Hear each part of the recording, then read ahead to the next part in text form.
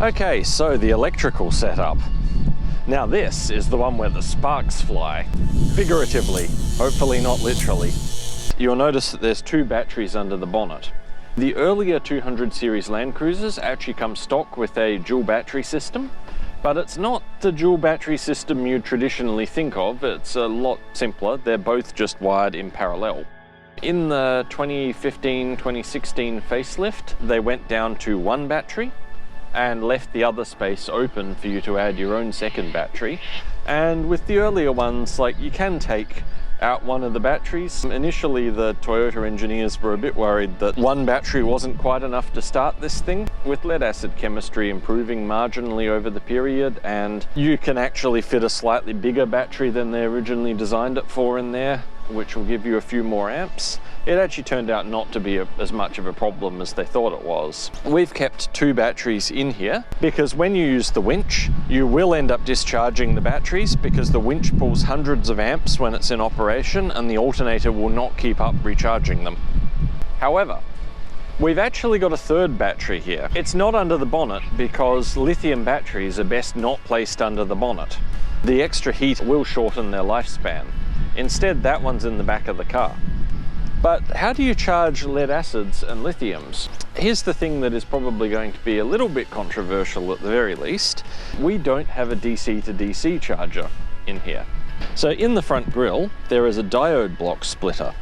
What that is two massive 150 amp diodes. This simply ensures that current cannot go back the other way. So what we've done is we've hijacked the output of the alternator, which goes into that diode block splitter. One of the paths comes in from the diode block splitter into here, which is where the input from the alternator was. Now the other path goes from the diode block splitter through this fuse under here, down to the back of the vehicle. The alternator is the standard Toyota smart alternator. It's not totally a smart alternator. It doesn't sense battery charge state and scale back voltage. It just temperature compensates. But there's widespread complaints about this alternator that it doesn't quite give you enough volts. Especially with more modern lead calcium battery chemistries, it's a little bit short on fully charging them, which isn't good for the life of them. It also can't quite get to the highest voltage to completely charge the lithium battery. So what we've done here, this is a fuse which runs from the alternator input back to the alternator, and that's where the alternator reads the voltage it's generating from. This fuse has a diode in it, and that drops the voltage by 0.2 volts that goes when it goes back to the alternator. So it lies to the alternator about the voltage that's being seen in the fuse box. Tells it it's 0.2 lower than it really is, so the alternator generates 0.2 more volts. Now the voltages are much more in line with what you need to properly charge the lead acid batteries, and you'll get to almost a full charge on the lithium battery with it. The other small problem you will have is that the alternator attempts to detect whether you've got a battery connected or not, and if you haven't got a battery connected, the output will be disabled. The alternator has this safety feature because without a battery connected to dampen any transients in the output, the resultant electricity will be poorly regulated and inconsistent, potentially damaging to the electrical system.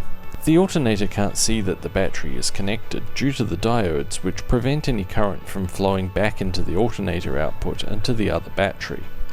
However, we can run a wire from the ignition switch circuit back to the alternator so it can. In order to prevent this from being the primary path for charge current, which would not be a good thing, we put another diode in this lead.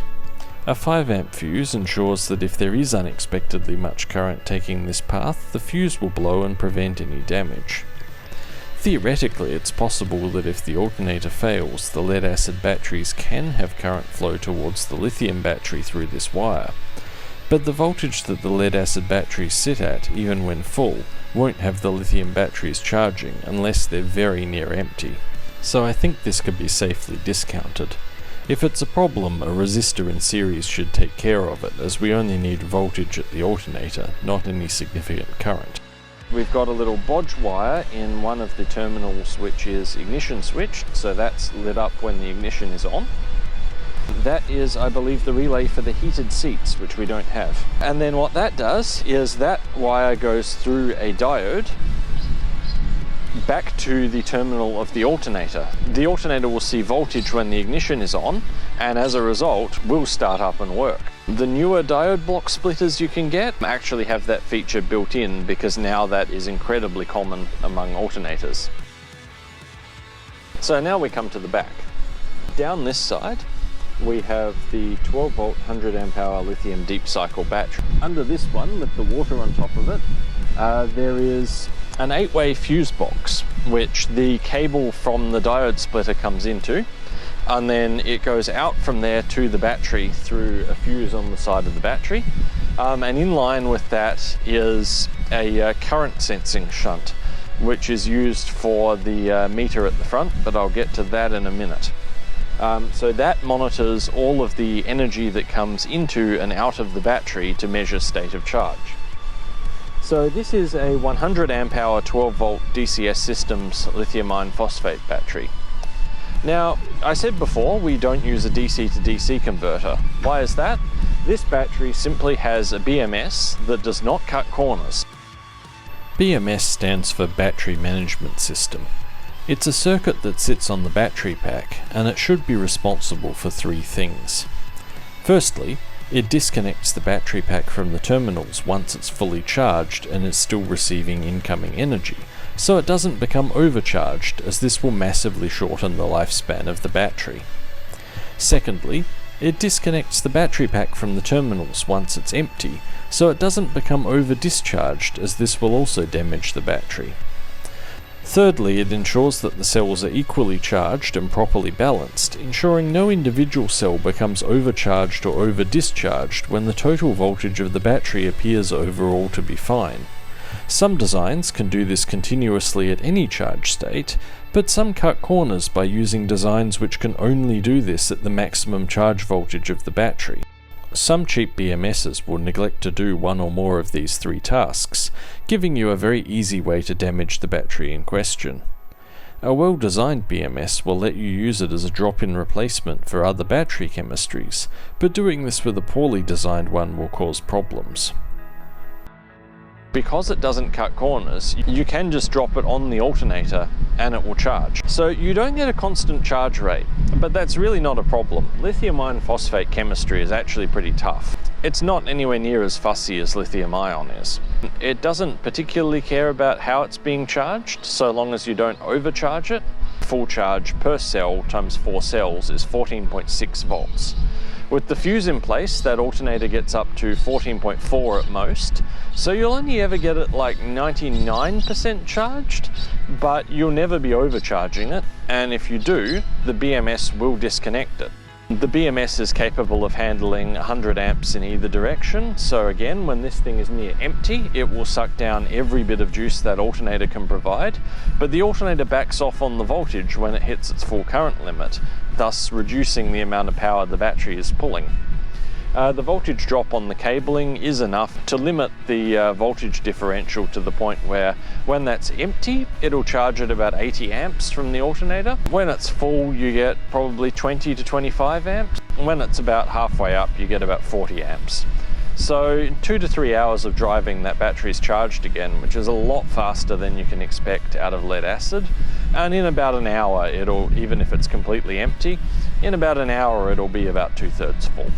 The newer DCS Systems batteries, which came out like 2 weeks after we bought this one, actually have the state of charge monitoring built into the battery, and you can use an app on your phone to Bluetooth to the battery to tell you how charged it is. We had to get an external charge meter to be able to do this, which is down the front. So of course, DC to DC charger manufacturers will tell you you're absolutely going to destroy your battery if you don't use a DC-DC converter with it. While this is probably true for sealed lead acid batteries, if you try and charge them off an alternator, you just won't get the volts to fully charge them every time. For this, the chemistry is pretty hardy. As long as you don't overcharge it and over-discharge it, it'll be fine. And the BMS takes care of that. The only hitch I can potentially see is that you shouldn't charge this below about 0 degrees Celsius. That apparently damages them, and I'm not totally sure the BMS will prevent that. So if we go into the snow, I will have to be careful of that. So down the front, and excuse the mess in here, we're on day 4 of a camping trip, and you know nothing ever quite goes back the way it came out when you're in the middle of a trip. What we have here is this little meter. I promise you the digits are not crawling in real life. Just rolling shutter on the camera. This tells you voltage on the lead acid main batteries and voltage on the lithium battery. So then here we have a battery colluometer. Colluometer. Now that's a really weird name. Why is it called that? Well, a voltmeter measures volts and a coulometer measures coulombs. What is a coulomb? Basically it's watt hours, or amp hours. This is TK15 coulometer. Actually got this one off AliExpress because I could not find something I liked from the usual sources. I got the 300 amp version because I felt it would be prudent not to buy the 100 amp version if that's a amount of current I could conceivably get to. Always good to derate these things. But here we have, it'll show you percentage in amp hours. Now on a 100 amp hour battery, that's a little redundant. They do disagree slightly, but 10%. We are within 10%, it's good. So that one, so we got voltage, we got current, and we got wattage, and a countdown timer of how long until it's fully discharged or fully charged. So you can see we're currently pulling 2.1 amps, 28 watts, and it's sitting at 13.04 volts. Now, how can I be so sure when I said before that not using a DC to DC converter to charge the battery isn't a very good way to kill your battery? Well, this is the thing. This battery was full last night. We are both amateur radio operators. We both use the radios a lot, especially while camped and especially in areas with little phone signal. We burn through a lot of power in a night using the radios. We have discharged and charged that battery many times, and it is still completely functional with no loss of capacity. Comparing prices for lithium batteries though, you might be inclined to say, but lithium is so expensive. Well, the thing is, it actually works out cheaper in the long run, and probably in the medium run too, because you could conceivably get 10 years out of that battery. But if you went lead acid, you would almost certainly need to have a DC to DC converter to be able to step up the voltage from the alternator, because you need like 14 to 15 volts to properly top them off. And lead acids will have their lifespan shortened by not charging them completely. That battery weighs 10 kilos. It's disturbingly light because you think you're picking up a car battery and you're not. So you see, we could get a 55 amp hour lead acid is about the same size, and you need 2 of them to get to 110 amp hours. And even then, your cycle life would be measured in around about 100 cycles if you did actually discharge 100 amp hours out of them each time. Whereas for lithium, cycles are full discharges. With lead acids, you only want to pull out about 30. So you'd probably need 3 or 4 of them to be able to pull out the same number of amp hours regularly as you do on that one. And even then, you'd only get 2-3 years out of lead acid batteries if you were discharging them regularly. So let's say you'd need another one. Now you've got to buy 6 of them versus 1 of those. And a decent-ish lead acid would be about 300-ish a piece. So that's like you're sitting at about $2,000 to get the same thing from lead acid for something that is heavier and bulkier. So yeah, that's lithium for you. Being amateur radio operators, we use Anderson Powerpole connectors on just about everything. These come in 15, 30 and 45 amps. So the 45 amp version will handle almost as much as the very large Anderson SB50. The reason why they're so much smaller is they're not weatherproof. The SB50 will handle pulling 50 amps through it and disconnecting it while it's wet. This won't quite stand up to that, but inside the vehicle they're a lot smaller and lighter. We have a bunch of these to connect things to, Each one of these is fused for 30 amps. As you can see, if it comes with any other kind of plug, we cut the end off it and put a power pole on it. So over this side, and that one's labeled as left rear seat because the fuses are labeled in the fuse box. This side, that is the cable for the fridge. And then over this side, there's one coming up to the radio here. Another spare one which comes out here, which is being used for a USB-C battery charger. Additionally, for more portable operations, we have this battery pack we've built up. So in a hard case, and then in a fireproof soft case. 3 Turnigy lithium iron phosphate 8.4 amp hour packs which have been paralleled. It's 25 amp hours, 2 Anderson connectors for discharge and a balance cable for charging, and that's charged with an external ISDT charger. This is used for things like running the fan around the campsite or running radios when they're outside the car and have been taken somewhere, or charging the laptop when you're sitting on the camp chair away from the car, that sort of thing. Speaking of laptop chargers, so we've got this one, which is a Power Plus USB-C charger. Can recommend this one. A couple of ferrites on it because it does put out a little bit of RF noise, not much, and the ferrites just squash that completely. If you're not running HF amateur radio around it, you don't need these. As you would expect, it comes with a cigarette lighter plug on it, but we don't like those around here, so it has had a power pole on it. We actually selected this based on repeated complaints that it works really well, but it keeps blowing the fuse on my cigarette lighter socket. What does that mean?